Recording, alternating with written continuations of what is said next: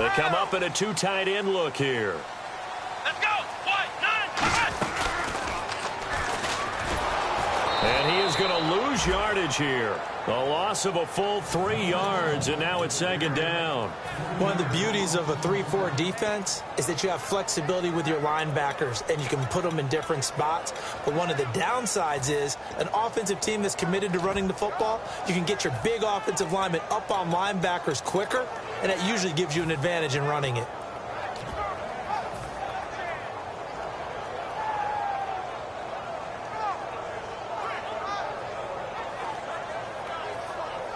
Second down, offense behind the sticks here. 2nd and 13. Ohio! Here we go! Grand 38!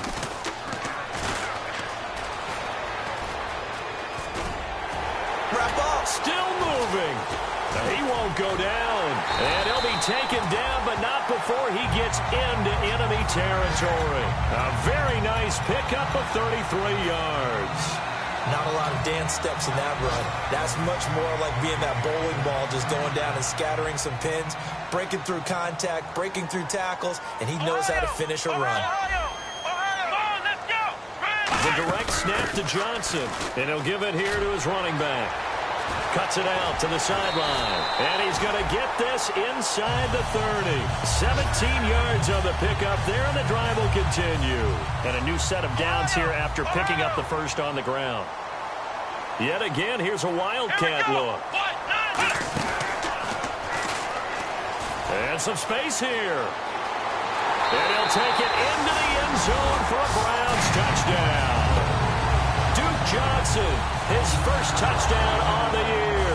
And the Browns add on to their lead. And there you go. Nothing really too complex. Block, keep your assignments, let them run it in. They did it. Fundamental football.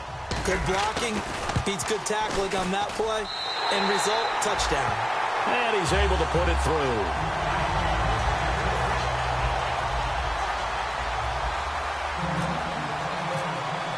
Now after the score, it's Parkey on to kick it away. And it's a short kick, taken right around the 19. And we're back now here in Cleveland. It's the Ravens with possession of the football, but trailing on the big board as we get set for the fourth.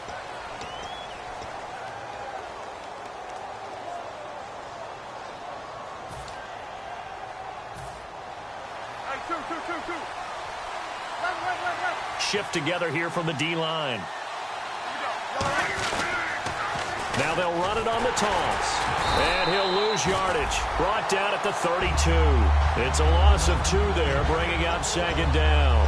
With the struggles we're seeing up front for the offense today, they've got to think about changing up their play calling. Some screens, some draws, some quick-hitting plays in order to try and supplement the run game. You don't totally abandon it, but you try and give it a little bit of help. They come out 5 wide, 3 of them to the right side. You're waiting under. Now Breeze throwing on second down. And a quick throw here, that's complete. 4 yards on the completion, and it sets up a third down. When you see zone defense and you know you've got a drag route on as your primary call, you've got to be really careful as a passer about how far you let your guy go because he might wander into some tough coverage.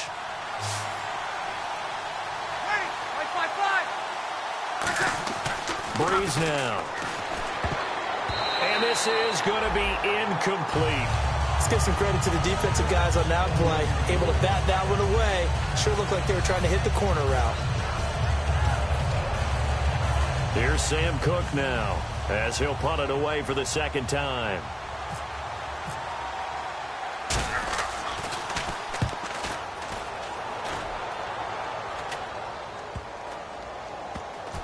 And this one will wind up being down just outside of that 20-yard line. And the Browns offense back out there ready to take over.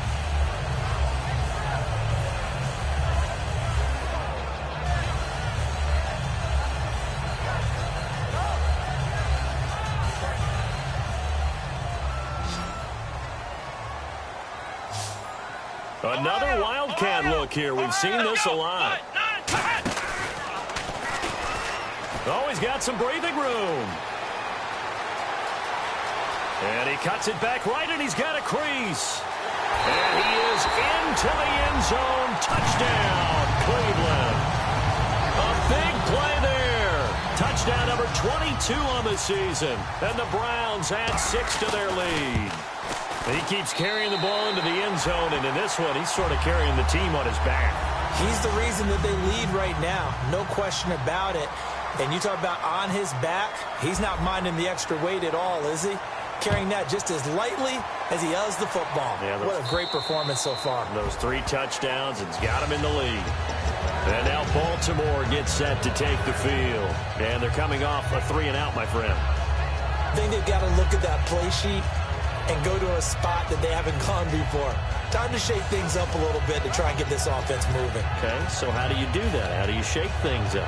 You look at what you called before, realize it hasn't worked so well. Go to something else. And maybe you try and find one of those special plays from one of your better players, and maybe try and hit something big and get things going in the excitement area. This is Marshall, and he'll fight forward to about the 27-yard line. Give him a couple on the carry there, 2nd and 8. Tough day. Tough sledding right there, and it's been that way the entire game. Not a whole lot of room to ramble for him. Yeah, you're right. It's been that way all afternoon. Didn't get a whole lot better there.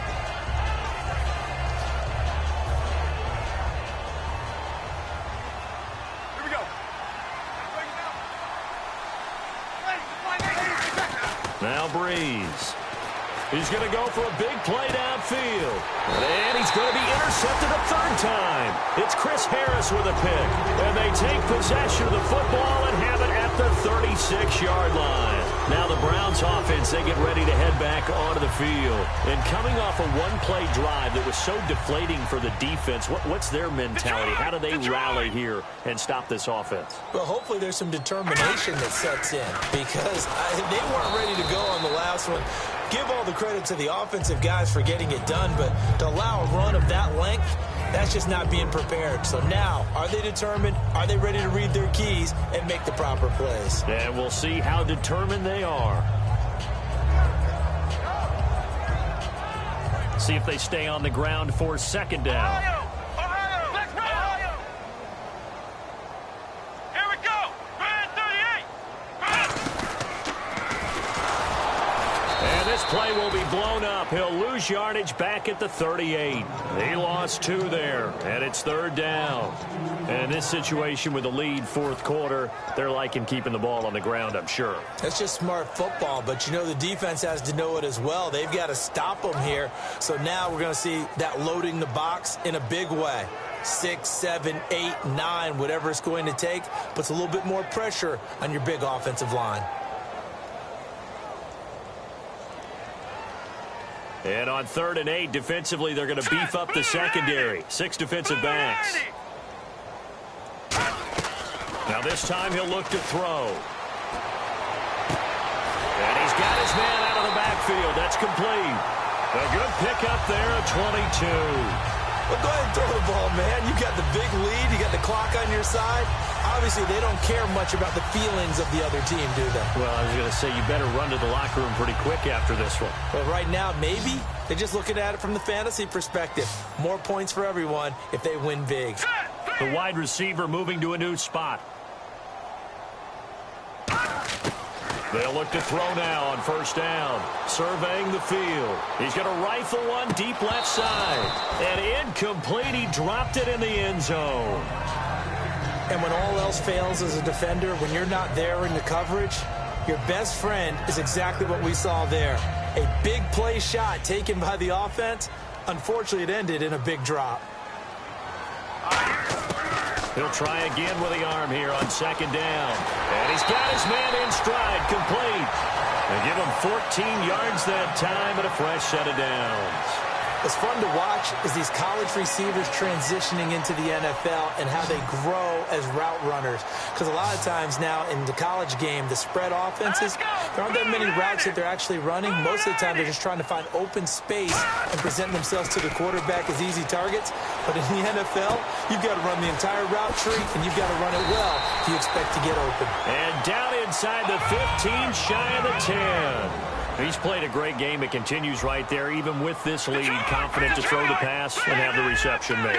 There's no doubt who the leader of their team is there? There's no doubt who they want to ride all the way to the finish, because strategy would tell you run the football, run the clock down. Instead, they're letting him throw it because they feel that confident in what he's getting done.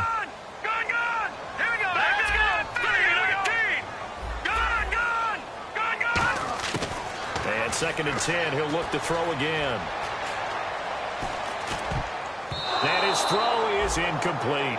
There are a good number of coaches at any time they call an in route are really worried about the play because there's so much traffic ordinarily that the ball has to get through to get to the receiver. And on that play, it was batted down. And here comes the 8th play of the drive, and they need a full 10 yards on 3rd down. Back to throw again. Now they set up the screen. That's complete. Only 2 on the screen pass there, and it'll be 4th down. They dialed up the screen pass on 3rd down, and for a second, it looked like it was all going to come together, and they had a chance to pick up a 1st down, but the defense got there and finished it off. So here we go. The offense is going to stay out there. They're going for it on 4th and 8. They come up in a 2 tight end look here. Here we go. And they give this time to the tailback. And he'll take it into the end zone for a Browns touchdown. And that rushing touchdown is 4th, puts him just 1 shy of the NFL record in a single game. And we all know he would love to get to that record and even beyond it, but he doesn't need to in order to impress in this one, does he?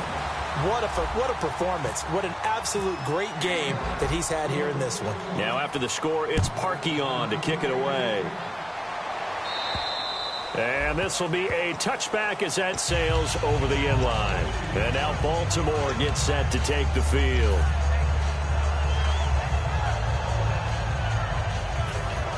Here we go.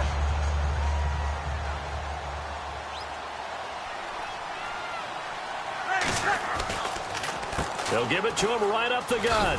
And he'll push his way forward to about the 32. 7 yards on the pickup there, and it'll leave him with a 2nd and 3. Offense staying ahead of the chains here, 2nd and 3. On 2nd down, here's Breeze. Got a man over the middle. It's Williams. And they'll get it up just short of the 45 at the 44. When you execute a drag or a crossing route really well and give them a chance to let it develop a little bit, you can gain some significant yardage hitting your tight end on that one. Looking left side, it's complete. He's got it. That throw good for 4. It's 2nd down. 2nd down now after the pass completion.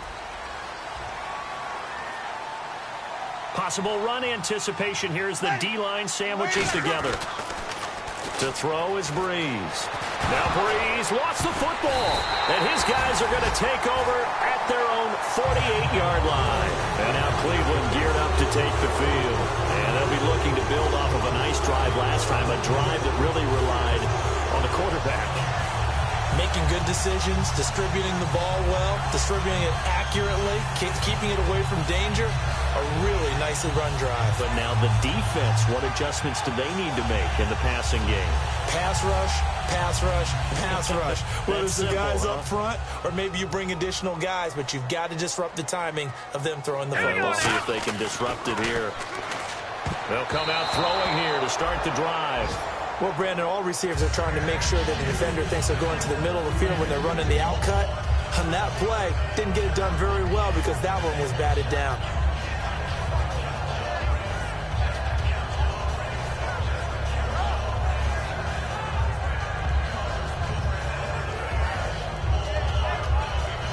And it looks like this will be the last play before the 2-minute warning. Now let's go. On play action, they'll throw. He rifles one that's intercepted. Picked off by the former first-round pick, DJ Hayden. And he'll get this one out to the 50 to the midfield stripe.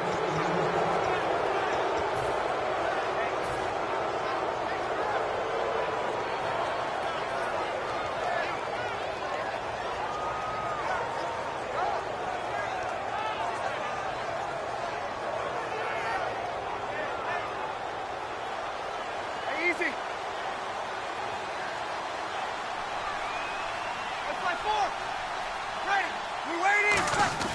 So after the INT, it's Breeze. And he's going to be wrapped up and driven down. Ian Williams able to collapse the pocket and drop him for a loss of a yard.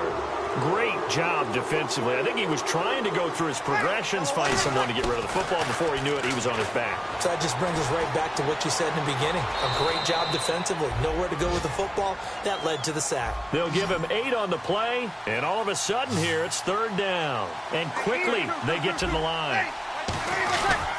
They'll give it to him right up the gut.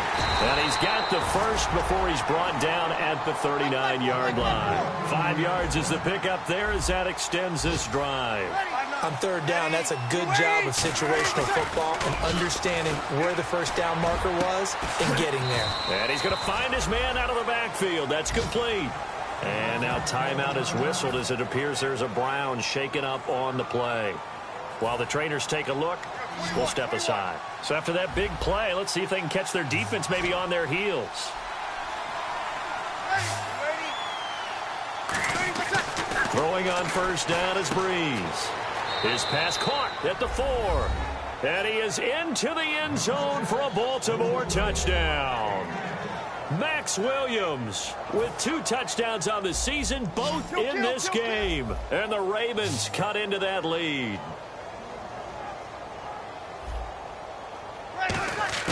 Breeze is going to throw. And they don't get it. They tried for the 2-point conversion there, but unsuccessful. Protection was great. He had time to set up a campsite. But in the secondary, though, they were ready. And I think that in most places on the field, if you have that much time to throw the ball, someone's going to shake free and you'll find an open receiver. But condensed near the goal line on a 2-point conversion, all that extra, there's not any extra field. So it kind of closes in on them, and that allows you to cover a little bit better. And now Cleveland geared up to take the field. They have the dream scenario you hope for coming into the game. Just one kneel here, and this game should be over. And it's always the final play of preparation each week. The practicing of the kneel-down formation, the victory formation. We've got a game in hand, and that's all they're going to want to do now. They put someone back deep just in case something goes haywire. But all in all, take the snap, kneel down, and shake hands. Yes, get out of there. They give them 13 yards there on the play and a fresh set of downs. Well, I'd say that run's pretty emblematic of what we've seen all day long. No matter what they've done on offense, this offensive line has controlled the line of scrimmage, given them time to throw it, run it, do whatever they wanted. That's why there are points up on the board. And right now, the psyche of the offense, we're in control, and we can do whatever we feel like doing out here on the field. And he'll be brought down, losing yardage back at the 40. A loss of a full 3 yards, and now it's 2nd down. Now whistles come in. We're going to get a timeout here by the offense. That'll leave them with just 1 remaining in this 4th quarter of play.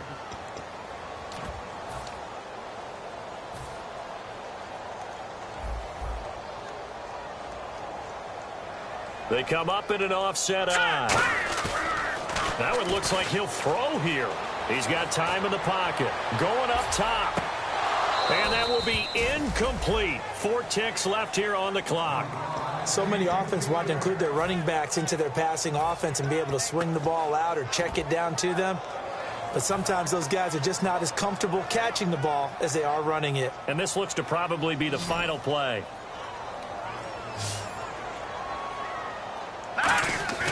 Now on 3rd and long, they'll look to throw.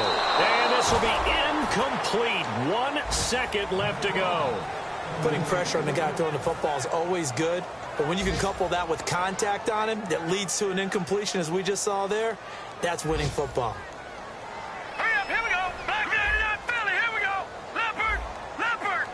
Over. Here we go, Leopard. They'll give it to him right up the gut. And he will be brought down at about the 43 that time.